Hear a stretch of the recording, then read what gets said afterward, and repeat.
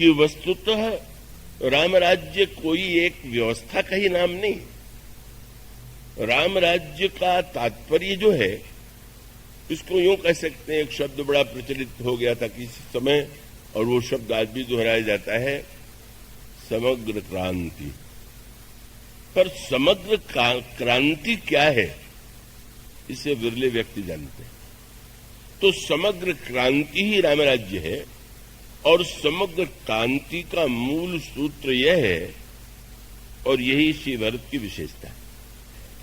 श्री भरत के द्वारा जो रामराज्य सामने आया, का श्री भरत ही वह महानतम पात्र है कि जिनके द्वारा, जिनके माध्यम से राम राज्य का स्वरूप संसार के सामने आ सका। गुरु वशिष्ठ के प्रस्ताव को उन्होंने स्वीकार नहीं किया, वो वन में गए, लौट करके आए, 14 वर्ष तक राज्य भी चलाया।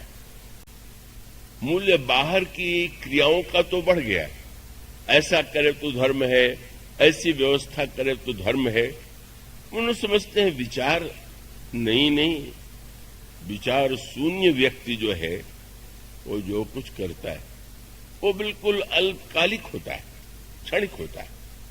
इसलिए गोस्वामी जी ने विनय पत्रिका में कहा, किसी ने कहा महाराज मैं तो बहुत दिनों से इतनी साधना कर रहा हूं, क्या मुझे तो विशेष लाभ नहीं हुआ? आपने राम नाम की इतनी महिमा बता दी, रामायण की इतनी महिमा बता दी, पर राम नाम का जप करने के बाद भी लाभ नहीं हो रहा। वे गाथा तो आपने सुनी होगी, किसी व्यक्ति को रात्रि में यात्रा करने की बात ध्यान में आई, दिन में धूप है, नदी के किनारे उस स्थान था जहां जाना था, और उसने निर्णय किया आनंद से रात्रि को नाव चलाते हुए पहुंच जाएंगे। आनंद से उसने भोजन किया, थोड़ी भांग वांग लेकर के और स्फूर्ति के लिए बैठ गया, नाव चलाने लगा। चला रहा है, चलाता जा रहा है। जब कुछ उजेला हुआ तो आश्चर्य से उसने देखा कि अरे मैं तो अपने गांव के किनारे पर खड़ा हूं, उसी नाव पर। क्या हो गया, इतना परिश्रम से मैंने नाव चलाया, पर नाव तो जहां की तहां है। किसी ने कहा जरा देख लो, लंगर तो ज्यों का त्यों पड़ा हुआ है, लंगर उठाया नहीं तो तुम रोज नाव खेते रहो तो भी वहीं रहोगे। इसका अर्थ ये है, लंगर तो उठाइए पहले। क्रिया के द्वारा आप धर्म की जो बातें कर रहे हैं, आप करते हुए भी वहीं रहेंगे जहां हैं, जिस रूप में हैं, और ये दिखाई देता है। तो इसका अर्थ, इसको दूसरे अर्थों में विनय पत्रिका में गोस्वामी जी ने दृष्टांत तो दिया। किसी ने देखा कि आकाश में चंद्रमा है और वो घी के कड़ाह में उस चंद्रमा की जब का प्रतिबिंब पड़ा तो उसको लगा कि ये तो बहुत अच्छा है। चंद्रमा में अमृत सुनते हैं कि होता है, और कड़ाही में तो ये घी में चंद्रमा आई गया है, क्यों न इसी को पका करके हम ले लें तो अमर हो जाएंगे। गोस्वामी जी कहते हैं अगर वह व्यक्ति उस कड़ाह के नीचे न जाने संसार की कितनी लकड़ी जला डाले, लेकिन क्या कभी चंद्रमा उस अग्नि में, क्या चंद्रमा कभी उस घृत में प्रतिबिंबित होकर के अमृत दे सकता है? गोस्वामी जी विनय पत्रिका में कहते हैं, घृत पूर्ण कराह अंतर्गत ससी प्रतिबिंब लखावे, ईंधन अनल लगाई कल्प सत औट तो नाश न पावे। और तब उन्होंने कहा पहले जीवन में विचार लाइए, साधन करिए विचारहीन मन, शुद्ध हो ही नहीं तैसे। आप कुछ भी कीजिए पर विचार शून्य न हो जाइए, विचार कीजिए। रामायण में जब यह कहते हैं श्री भरत, गुरु वशिष्ठ ने ही कह दिया कि विचार छोड़ के मानना चाहिए। गुरु वशिष्ठ की बात को दोहरा दिया श्री भरत ने कि हां बिना विचारे मान लेना चाहिए। पर श्री भरत मानो यह बताना चाहते हैं, एक बड़ा सूक्ष्म संकेत है, और उसको अगर ठीक ठीक व्यक्ति समझ ले कि विचार का अर्थ अगर अभिमान हो तो अधिकांश लोगों की समस्या यही है कि अब अगर कोई व्यक्ति अभिमान के कारण अपने से बड़े की बात न मानना चाहे और वो कहे कि मैं तो विचार पूर्वक कार्य करता हूं और आपकी बातें विचार के विरुद्ध हैं, इसलिए मैं नहीं मानता, तो वह विचार का नाम लेकर के अपने अभिमान का प्रदर्शन कर रहा। इस अंतर को बहुत कम लोग समझ पाते।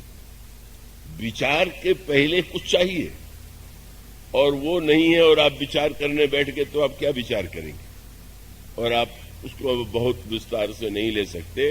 ज्ञान दीपक प्रसंग में विचार करने से पहले कैसी तैयारी करनी है, इसका बड़ा विस्तार से वर्णन किया गया। इसका अर्थ है कि विचार के लिए मनुष्य के अंतःकरण में वह विचार होना चाहिए, और विचार के नाम पर अभिमान को आप विचार कह दें, और विचार करके विचार तो रावण भी करता है। रावण हृदय विचारा बा निश्चर संहार, मैं अकेल कपि भावनु बहु माया करऊं अपार। विचार के त्याग का अर्थ है अभिमान के द्वारा जो विचार की घोषणा की जाती है।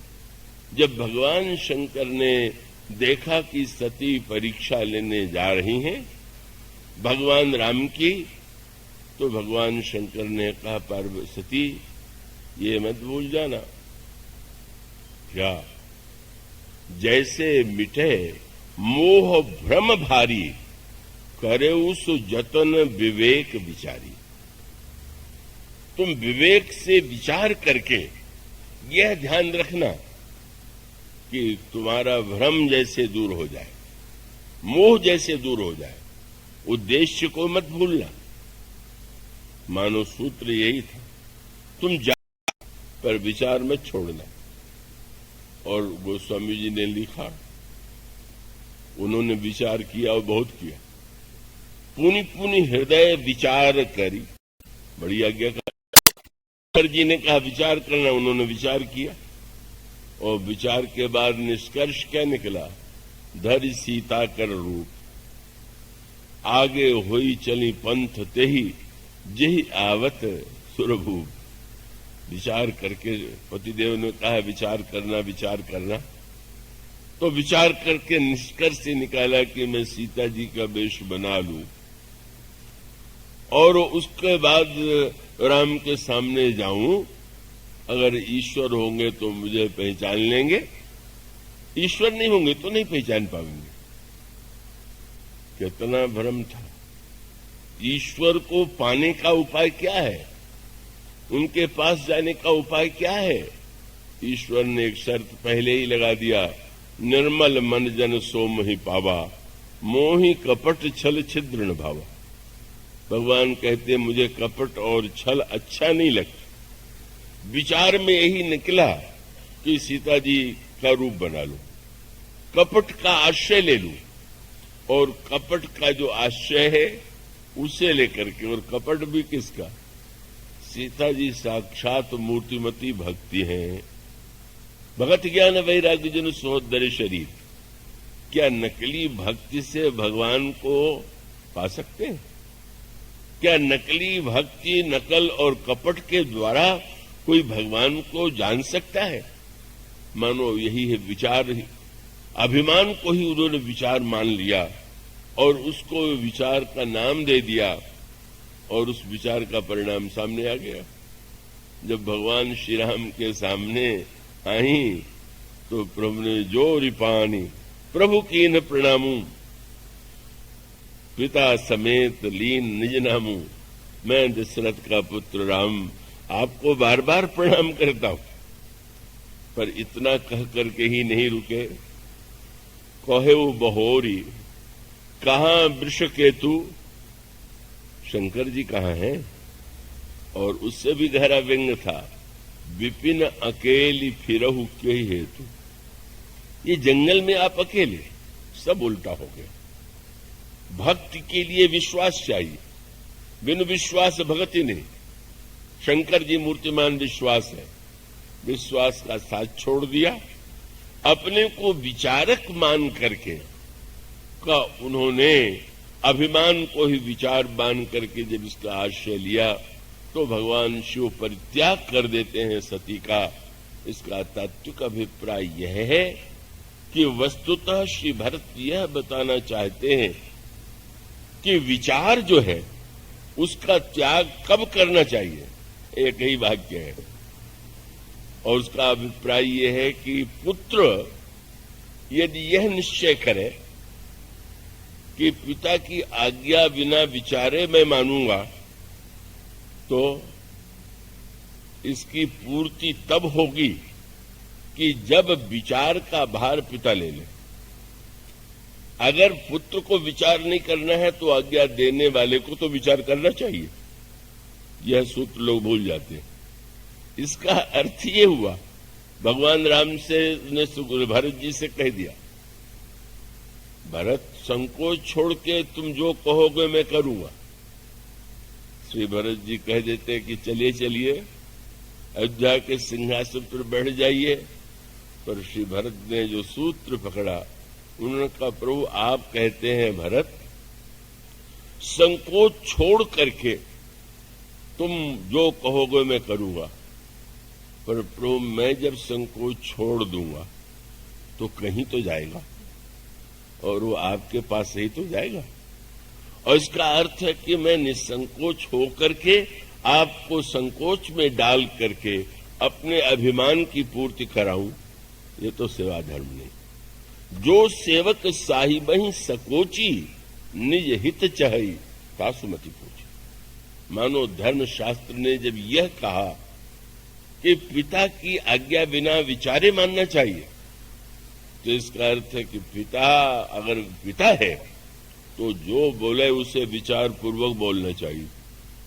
अगर वो विचार शून्य होकर के बोल रहा है तो स्वयं वो अपने लिए वह घटना जो कई बार दोहराई जा चुकी, शिवरात्रि के दिन काशी में जब मैं शिक्षा प्राप्त कर रहा था तो संस्कृत के गुरुदेव व्याकरण के बड़े पंडित, काशी में तो भांग की परंपरा है, शिव की पूजा में चढ़ाया पी लिया कुछ अधिक मात्रा में, मुझे साथ में लेकर के चले, चौक में आकर के पटरी पर लेट गए, नाम लेकर के कहा कि अब तो मैं मर गया हूं। मणिकर्णिका पर ले जा कि धर्म हमको ऊंचे ले जा रहा है कि नीचे उतार रहा है।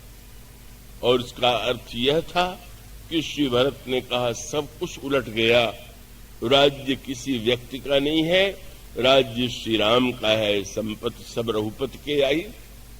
यह सारी विडंबना इसीलिए है कि हमारे पिताजी की बुद्धि इस तरह से बुद्धि भ्रष्ट हो गई। बात कहने में भी अच्छी है, सुनने भी अच्छी है, और कम से कम इतने देर के लिए तो आप राम राज्य में बैठे हुए हैं।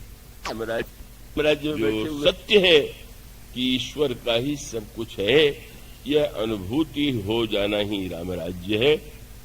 पर उस राम राज्य की अनुभूति के लिए, उस विचार के लिए जिस प्रकार की साधना होती है, जिस तरह से श्री भरत ने अपने चरित्र में उसे प्रदर्शित किया, उसकी चर्चा कल